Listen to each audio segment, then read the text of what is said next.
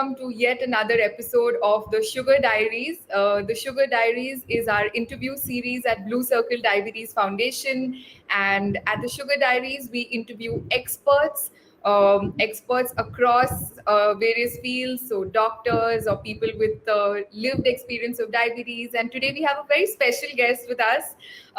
So a big welcome from all of us to Dr. Neena Mansukhani. She's an obstetrician and gynecologist practicing in Pune. And thank you, Dr. Neena, for taking out the time today and answering our questions. We're going to be talking, so Snehal and I are going to be talking to Dr. Neena about planning a pregnancy while living with diabetes. Thank you so much. Thank you so much, Nupur, for having me here and to Snehal. And we're very glad to help whoever needs to know. Yes. So we know that this is a very most asked question, and like people are very curious if they marry a diabetic or if the person is diabetes and they're planning to have a healthy pregnancy. So let's jump into the questions directly. So my first basic question is, what should a couple who is planning for pregnancy think before they plan for it? Like if they're living with diabetes, what should be their basic things to take care of? So if it depends on because you said couples, so I'd like to talk about the man and the woman both. Let's start with the lady in question. Obviously, if she's a known diabetic and she's on insulin, I presume you want me to talk about type one, but then I'd later on switch to type two as well. So Okay. let's talk about type one. So these people have always been taking insulin and they're pretty much used to their insulin dosages and also the various mechanisms of delivering that insulin. So it may be a pump or their pens or whatever. First and foremost, she has to be very comfortable in her space to take her diabetic medication and totally, in sync with it. So if she's not yet in sync with it, she has to learn to be. So never plan a pregnancy if you're not comfortable self-medicating or comfortable with your disease as yet.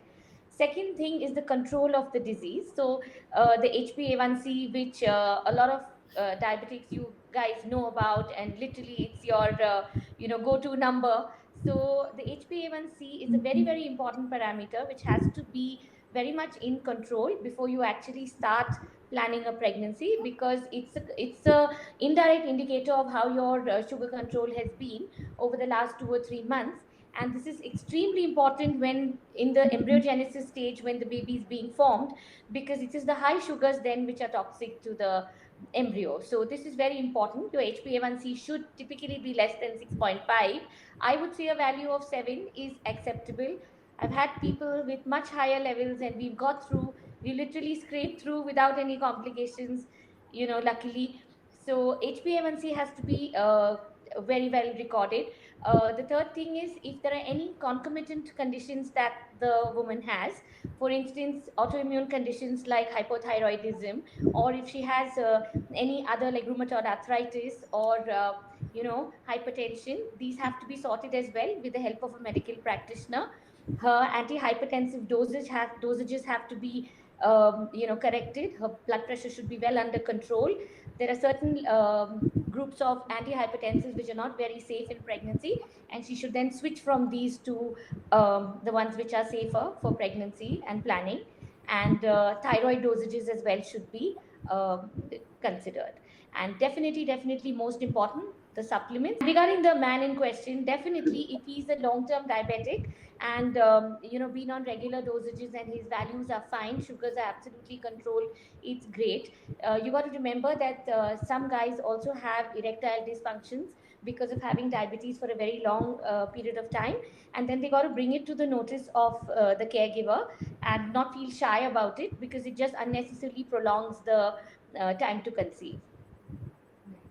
Thank you, Doc. I think that you really kickstarted this whole conversation so wonderfully. And like Snehal mentioned, I want to reiterate that so many people have queries about this, and of course, our community is one of people with diabetes. So this is one of our most common queries. Any specific precautions, Doc, you would suggest for diabetic women or diabetic men? I know you covered the facts about thyroid and other conditions. But anything specific they should keep in mind? Yeah, I want to mention two things here. Diabetic women have more, propensity to get vaginal infections and repeated urine infections. So make sure you get a gynae check done before you really plan, because you don't want to start pregnancy having a UTI or an infection, which then knocks out your sugar control completely in the first trimester. And the second thing is, because we are insulin resistant or deficient, I should say. I mean, not a very nice word to use, but yes, we are also then more liable to have polycystic ovarian syndrome. And that again makes it very difficult then to conceive easily, depending on whether you are an ovulating PCOS girl or you're a non-ovulating PCOS girl. You might need to take some medications, injections, and it takes a little bit of monitoring to actually then conceive. So I think a good preconception checkup should cover all this. Got it. Thank you. True, and I think the way doctor has mentioned, it's very, very important to consult your doctor and trust your doctor in terms of all these things like the tests and what precautions to take. Because most of the times, couples usually trust their family beliefs and like what the neighbors are saying or what the relatives are saying. But if you are living No, with the condition, I it's beg to better to differ. consult a doctor. Yeah. I think Google is more trusted than anybody else. Yes, it is. Unfortunately, yeah. Sorry, that was on a lighter note. Yeah. So moving on to the next question. So like, what do you think about the usage of diabetes technology, as in terms of if a female is type 1 or type 2 and is on insulin, doctors usually suggest them to shift to a pump or the uses of CGM to continuously monitor the sugars. So a lot of women also come to us with questions that is it safe? Is it okay for me to for me to move to the pump or to start using CGM? I think the most important factor to be considered is how comfortable is the person in question with the technology being introduced to him or her. If somebody is so comfortable using a pen and just shooting every day, it is no point making them uncomfortable getting on to stringent monitoring with the pump if they are well controlled. Okay, because diabetes does tend to make your insulin requirements go up. But I guess if you're managing that with the ability of a pen, it should be fine. It's only certain cases where it's very brittle diabetes, where it's very, very difficult to control because of the waxing and waning of the sugars in pregnancy, where you need continuous glucose monitoring. And then it's very important to have proper training with the person in question, because he or she has to then understand very well. Of course, we're talking about the woman in question, so then she has to be sat down, made to understand the functioning, the some of the pumps come with your values. She has to understand, be very meticulous about monitoring it then herself, because she can't have somebody with her 24/7. So essentially she's going to be the one who's observing the values and monitoring and reporting. So it has to be their comfort. But yes, the pump is required many times for people who are just not getting controlled. Right. Thank you. I And think also, I had like one of my sister-in-law. So she had gestational diabetes, which then turned to T2, and she's currently pregnant. So I suggested her to go on CGM. Like it would be helpful to keep a track of sugars, right? But she was so scared, like she has never used it, and then her gynec told her not to use it, like not to get into all this stuff in between pregnancy. So I was a little worried, like is CGM a better option or not? I think actually, if you're used to CGM, it's pretty much effortless. Control of the sugar is better. So, the pregnancy complications that one would expect in terms of growth of baby or extra water levels, that's hydramnios, and of course, even a sudden hypoglycemia is very easy to then avoid. So, I think control wise, it may be little better. In pregnancy, there are lots of aberrations in the sugar levels if you're doing intermittent bolus. got it. Thank you, Doc. And I think this brings us back to what you said in the previous point as well. Uh, First, you need to be comfortable with managing Yes. your diabetes, and then you can go ahead and plan a pregnancy, because so many additional things to take care of. And that is a reminder, I think, that Snehal and me also would want to reiterate to everyone, because I think with the whole excitement and planning of conceiving and having a baby, we tend to forget the fact that, if you don't have your basics right, it's not going going to be easy. So whichever method you use, be it pens or pumps, really important to maintain your blood sugars really tightly, especially Yes. during pregnancy. Doc, my next question is, what would the relevant tests be for the baby as well as the mother that one would need to do before or during planning a pregnancy? So let's tackle it as before and during. Yeah. So before, typically one would run through the gamut of the pre-conception checkups, your hemoglobin to find out whether you're anemic or not, a thyroid value to see whether you're hypothyroid, because that needs to be really well controlled before the mom, before she becomes a mom, your HbA1c values, and it would be prudent also then to get a fasting postprandial, a chart at least to see the trend before actually getting pregnant. Your vaccinations should be completed in terms of rubella, which is German measles, varicella, that is chickenpox, and of course I can't be more emphatic about the COVID vaccination as well, because diabetics again are more than liable to get severe COVID infections during pregnancy. So regarding the vaccinations also, they should have them done. And the HB electrophoresis to look for thalassemia, which is pretty common in certain sections in India. So these would be the regular ones. So in terms of being specific to diabetes, I would say if you're very long standing and you haven't got the check done, please get your fundoscopy done once. Get also your kidney functions test done once, because see, all the dynamics change during pregnancy. Your glomerular filtration rate, your kidney functions, you're more liable to get hypertensive in pregnancy. Also, it's if it's required, then I think a nerve check, a nerve conduction study, if you've reached there. If it's really long standing and you need to, might as well get it done. Makes sense. Thank you, doctor. That was a very exhaustive list of all the tests that need to be taken care of. And also, like, there are certain tests that I have heard of, like during the pregnancy, to check if the baby's health is in good condition or not. Yeah. So during pregnancy, then one would again, when as soon as her urine pregnancy test comes positive, the first thing is to find out how good the control is. Again, the HbA1c and your blood sugar charting, and one would run a kidney function test and the routine antenatal profile which we do. So here, besides the serology, the thyroid, the ones that I already mentioned, one would get an ultrasound done to date the pregnancy and see how accurate is the dating, because some diabetic girls have like I said, polycystic ovaries, and if you have had an erratic cycle earlier, your period of pregnancy according to your date may not match the period of pregnancy according to ultrasound, and then it's important to get that date corrected so you know exactly how many weeks pregnant you are. Also, one would be very, very specific about looking for abnormalities in the baby. So a 12-week sonography to look for, it's called as a nuchal ultrasound, a nuchal scan, to look for Down syndrome or chromosomal or genetic problems in the baby. And one would do this, and one would definitely then also do an anomaly scan, which has to be done around 20 weeks, between 19 to 20. Here again, look very specifically for certain abnormalities which are very specific to diabetes, like especially the lumbosacral region and the heart, brain, gut. So basically look at all the systems as well. And very, very important to get a 24-week 2D echo for the baby, echocardiography, because heart ailments in babies are the commonest, heart abnormalities. And then, of course, serial growth ultrasounds.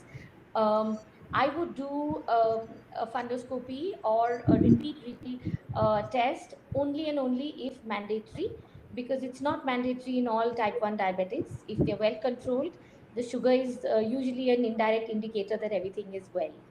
And unless there's hypertension and other complications arising, then one would look at the kidneys and other things. So growth of the baby has to be monitored extremely properly, and later on, after 32 weeks, it would be prudent to then also do non-stress test, which is the graph of the baby's heartbeat, to look for the well-being of the baby, and a last trimester sonography again. Thank you.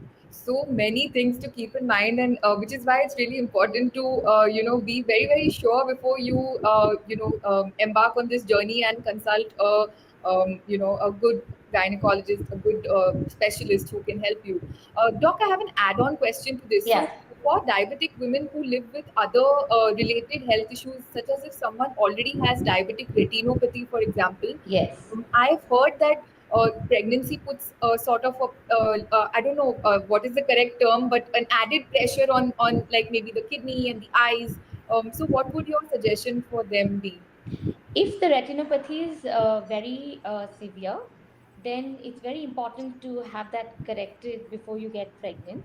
So if you need a laser surgery, or you need any sort of procedure to correct any sort of retinopathy, it should be definitely done before she plans a pregnancy. If it's well under control, she could go ahead with planning a pregnancy, but it is well documented that hypertension and weight gain does increase the intraocular pressures and the retinopathy during pregnancy. So again, once every 3 months would be mandatory to see a retinal specialist and keep that in check. They also say that very high pressures, like for instance one would undergo during normal delivery, could also worsen this. So then it has to be properly planned, and your mode of delivery then has to be discussed with your caregiver, and whether you want to really opt for it, or you want to plan an elective surgery to deliver. We also talked about how the insulin requirement increases during the pregnancy. So, like, Yes. how often should the pregnant lady be in touch with her endo, and like, if the insulin changes are there on a daily basis, so how should one take care for that? So I think I'd like to divide this as trimester wise. Mhm. Before you're pregnant, you have a certain value that you're on. Once you do get pregnant, initially in the blood sugar does go up, because then there are a lot of hormones acting up, and immediately the blood sugar values change and the insulin requirements do go up. And then suddenly around your 8, 9, 10 weeks, your vomiting sets in, and that makes your meal requirements reduce. You're actually taking in less. So that's when your sugars start dropping, and then you got to readjust your insulin dosages and actually drop your insulin dose, so as to avoid hypoglycemia and low sugar levels. And then suddenly after the second trimester starts, you're all well and you feel like eating and you're hungry, and you start getting those cravings of pregnancy, and that is when the blood sugar again rockets. That is when again an insulin adjustment is required. And usually as the weight goes up, and this happens after the second trimester, because so many girls I know actually lose weight in the first 3 months because of the vomiting and inability to eat. Once they start gaining weight, of course the insulin requirements will go up, and this usually happens slowly till the 28 weeks. And that is when again the second rush of glucose happens, and you need to add in more insulin. This is because all the hormones of pregnancy are actually working against the insulin, and specifically the human placental lactogen, which is an antagonist. It's like really opposite to insulin, the estrogen, progesterone. There's a lot of cortisol in there. So all this really works against the insulin, and at 28 to 30 weeks, your requirements really increase. This happens more so till around 36 weeks, and that is when they say one has to be really vigilant, because in the last trimester, and specifically in the last month, the placenta kind of reaches its limit, and it's less able to antagonize the insulin, and that is when the insulin is able to work better. So insulin requirements then suddenly reduce, because if you don't reduce the insulin, then the sugars will plummet, and that's again very dangerous for the baby. So you have to be very very careful at these various times. As soon as you get pregnant in the first trimester, as soon as you hit second trimester, as soon as you hit 27, 28 weeks, 36 weeks, and then lastly during labor. That's again a different ball game. Thank you, doctor, for like Yeah. explaining it so wonderfully. I think this is like the most asked questions like which we Yeah. get, and there are times that we are not sure of it, and we always guide them to like consult with their endo or a gynac. But then thank you so much for explaining it in such a beautiful way. Like it's easy to understand. And Absolutely. you asked me how often should you monitor. So let me tell you what I tell my patients. when they, of course, we deal with a lot more of type 2, but even if they're type 1, uh, I would want a daily chart. Okay, I would want a daily chart. There's no question of not monitoring it because it's so labile. And I actually give my patients homework to do, and they're supposed to WhatsApp me their values every week. And we work very closely with the diabetologist. Some of them work through an app, so they're happy to go through the app and just log in their values and they get a reply. Most people work through WhatsApp. I think it's really important to have a hands-on endocrinologist who's really available and who I can pick up the phone and say, "Hey, I think these sugars are dropping, or I think this value needs to go up." Very important to have a rapport. It's a multidisciplinary care between you, the neonatologist, the ultrasonologist, and your endocrinologist. It's never a one-man show. So either she doesn't, if the endocrinologist doesn't answer, they get through to me. If I don't answer, they get through to the endocrinologist, and both of us are in sync.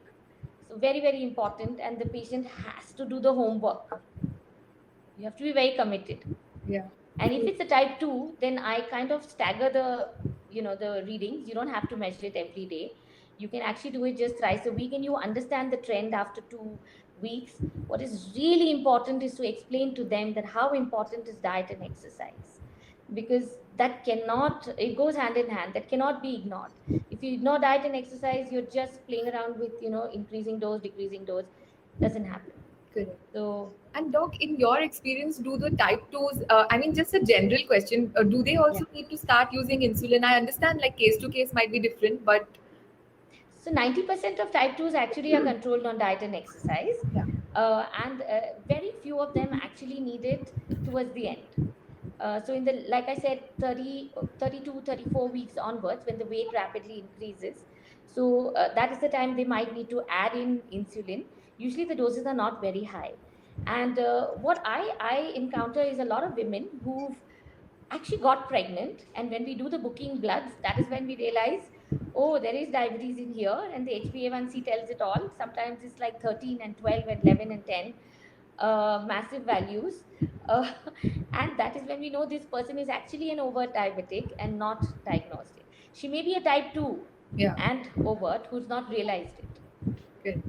And I think the very fact that there are so many undiagnosed diabetics in Yes. India, I mean, it's just, and they all, a lot of them realize by accident, either like you're saying at the time of pregnancy or before a surgery or some such. In fact, I'm just about to skip one question, so Sneha, you'll have to go back. Yeah. Since this is a connected topic, I wanted to ask you, doctor, what about, like, what is your advice on, food consumption and health supplements, especially in the light of the fact that, everyone says when a girl is pregnant, they're like, "Nini, khao, khao, do logo ke liye khao," and all of that. Like, how does that work? So I'm glad you brought this up because I talk about it a lot to my patients. So look, in the first trimester, I always tell them nutrition is not important, hydration is important, because you're going to be vomiting. And this is the stage also when the baby is literally just maybe less than 7 to 8 centimeters at the end of the first trimester, right? So it's about 84 to 90 millimeters is the crown rump length of the fetus. The first 3 months, the baby is only going to form. This is where really important, and nature has made it such that a pregnant woman should vomit so she doesn't eat anything noxious or toxic to her baby, because that is when the baby is being formed. You don't want to harm, right? So this time you will vomit, you will be, maybe some people won't vomit, but you need to look at your hydration here. And regular food, what you're eating, is absolutely fine. You can't you know dump food into a pregnant woman in the first trimester, because she is hyperemetic, she's going to vomit.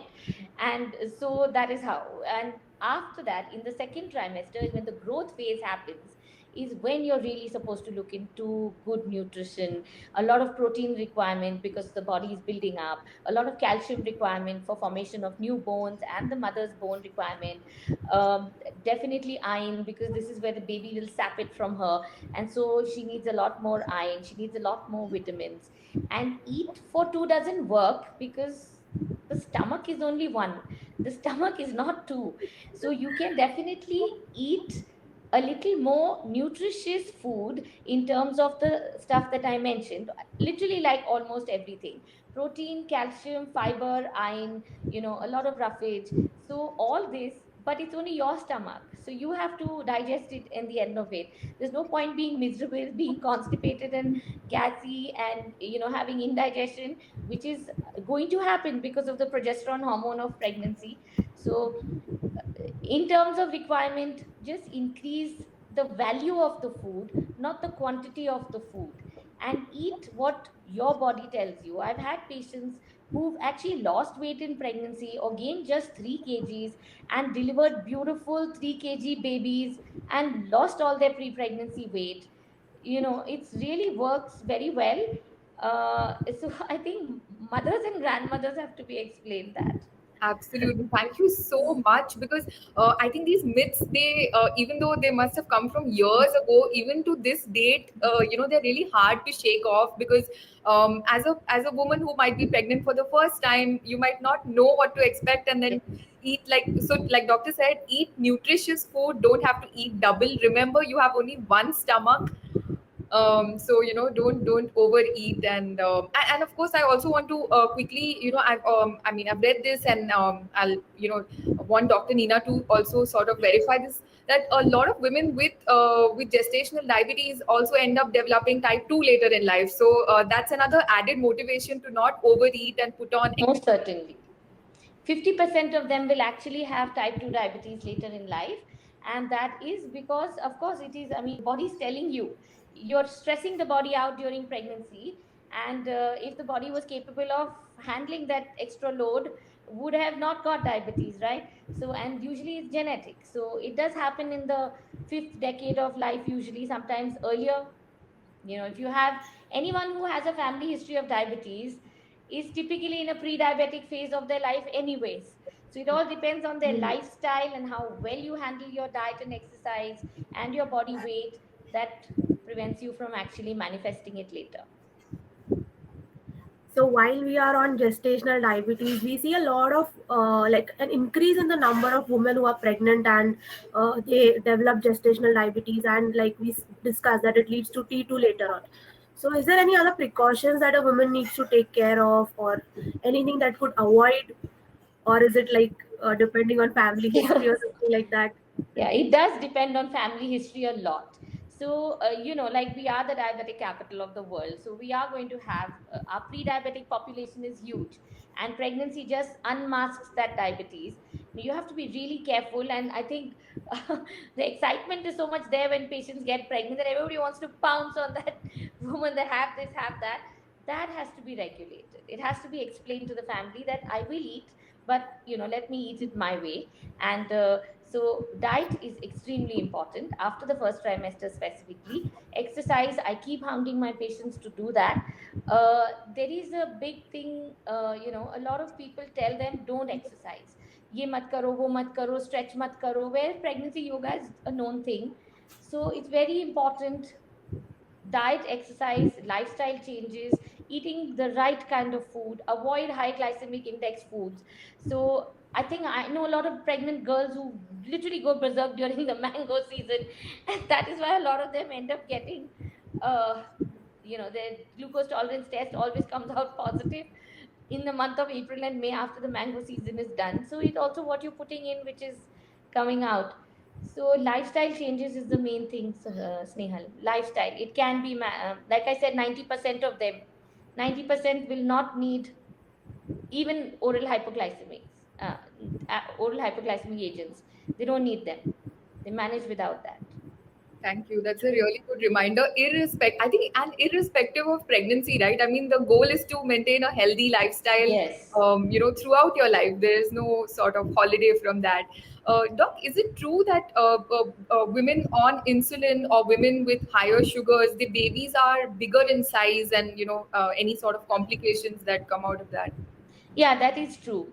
It does happen. It's called as macrosomia in the baby. It's because insulin works like growth hormone. So growth hormone is supposed to build up, build up, build up, right? So the baby is actually, insulin doesn't cross the placenta, but the hyperglycemia in the mother actually is responsible for having a higher blood sugar level in the baby as well. And uh, it works like insulin, like growth factor, and it makes the baby bigger. And suddenly after delivery, then the baby sugars tend to crash, Yeah. because that extra glucose coming from the mother through the umbilical cord is not there. So Yeah. these babies are also then prone to hypoglycemia. Right. Thank you. We know there are two ways of, either you have a natural birth or you have a C-section. So Yes.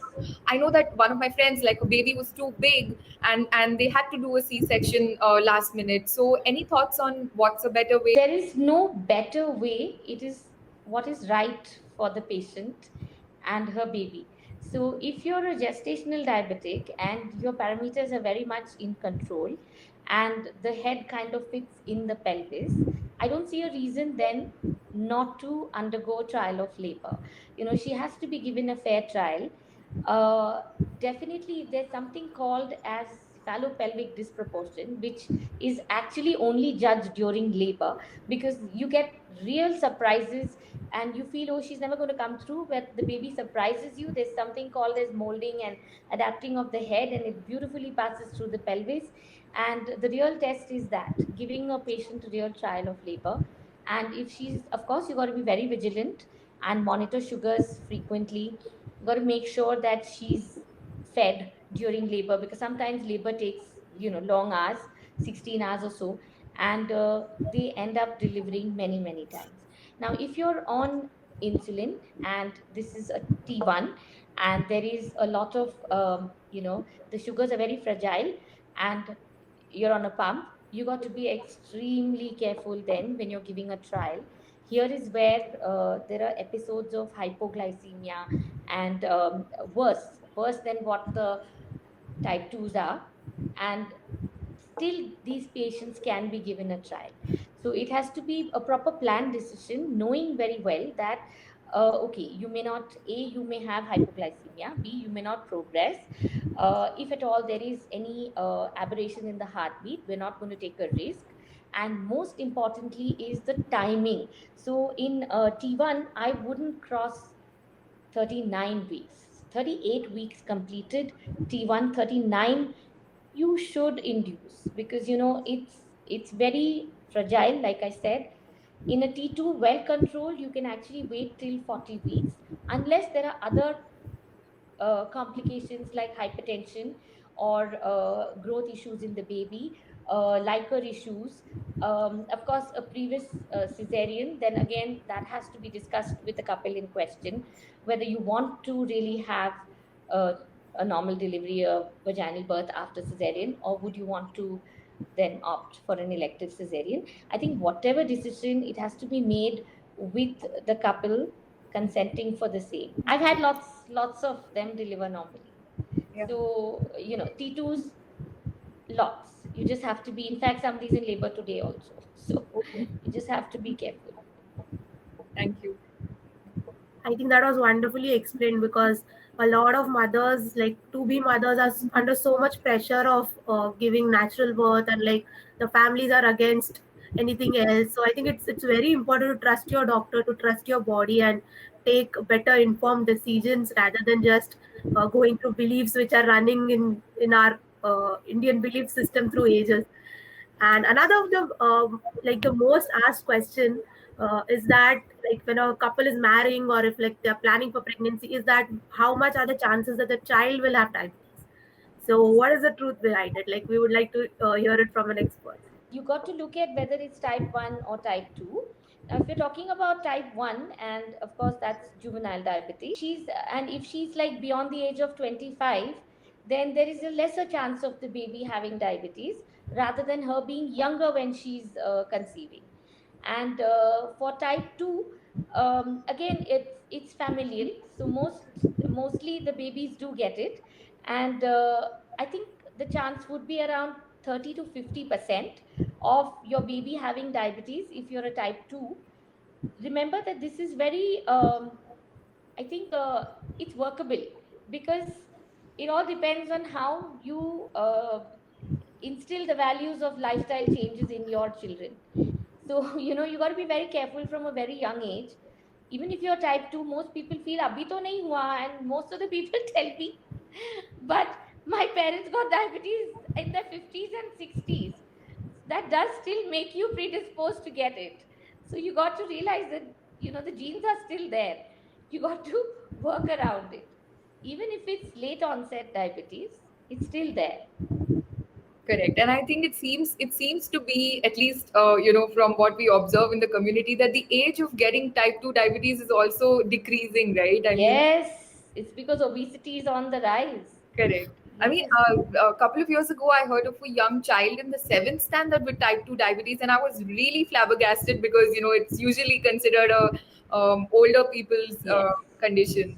All right. So thank you so much, Dr. Nina. I think we've had a wonderful session, and you've really shared some very, very important points. And I know that this video is going to be widely watched and shared by all the women, all the families, who are living with people with diabetes and who are planning to have a baby, planning a pregnancy. Any last words of wisdom for the audience? I just say, we all want a good outcome. So be honest with yourself and do the best you can. And still don't give up if you're diabetic. It's not the end of the world. Most certainly, especially if, y'all are living examples of it, y'all are doing such great work. If you're type 2, definitely you can, reverse the process after your pregnancy and, if you've been diagnosed. If you're type 1, and I know a lot of people who've delivered successfully and been through their birth, just enjoy the fact that you were able to get a beautiful pregnancy, and don't stress about it. Be honest to yourself, stick to your diet, stick to your programs, during the pregnancy as well, and look for a good end result. That's important. Summarize everything, like the entire discussion that we had is to first of all be honest with yourself. Why do you want it? If you are ready to take on this journey and Yes. deal with all the complications. Second thing would be to trust your doctor. Like, don't just go on trusting random beliefs or Google searches. Like, trust your doctor the most. And the most important part for anyone living with diabetes is strict control over blood sugars is very, very important, especially during pregnancy. Like, even otherwise it is important, but during pregnancy it is much more important.